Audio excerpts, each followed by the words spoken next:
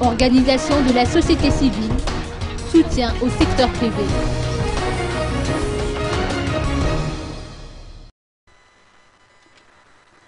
L'organisation de la société civile, dans sa majorité, soutient l'initiative du secteur privé de suspendre tout contact avec l'administration.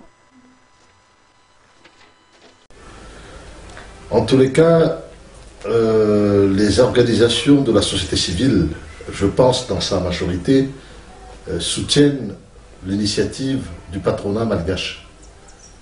Le GEM, le CIM, le FIFPAMA et bien d'autres. Il fallait effectivement montrer de manière ferme l'absence d'État aujourd'hui, en tout cas de responsables étatiques.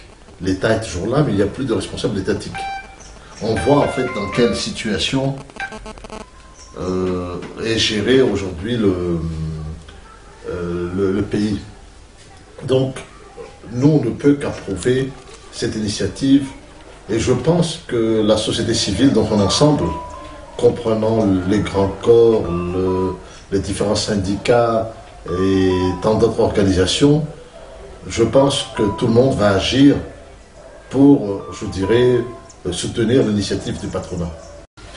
Les conséquences, en fait, en premier lieu, je pense que ça va limiter en fait les dépenses inutiles de l'État.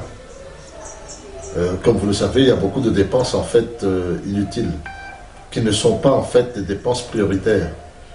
Donc maintenant l'État va être amené en fait à gérer avec le peu de moyens. Il n'y a pas de aujourd'hui, on n'a pas d'aide budgétaire venant de la communauté internationale. Et là aussi donc le patronat maintenant qui va aussi rentrer en fait dans je dirais dans cette situation où ils ne vont pas payer le TVA directement à l'État, mais mettre ça sur un compte bloqué. Cela en fait va amener, je pense, à une prise de conscience des dirigeants pour trouver une solution rapide à la crise actuelle. Particulièrement, je pense qu'il faudrait que le Premier ministre assume ses responsabilités, mais dans un délai très court. Il n'y a plus de temps à la tergiversation. Il devait y avoir aujourd'hui une réunion qu'ils ont appelée conclave. Cette réunion est reportée à une date ultérieure. Nous, on dit simplement que il faut que le Premier ministre, en fait, affirme pleinement son autorité. Sinon, en fait, cette situation ne peut pas durer.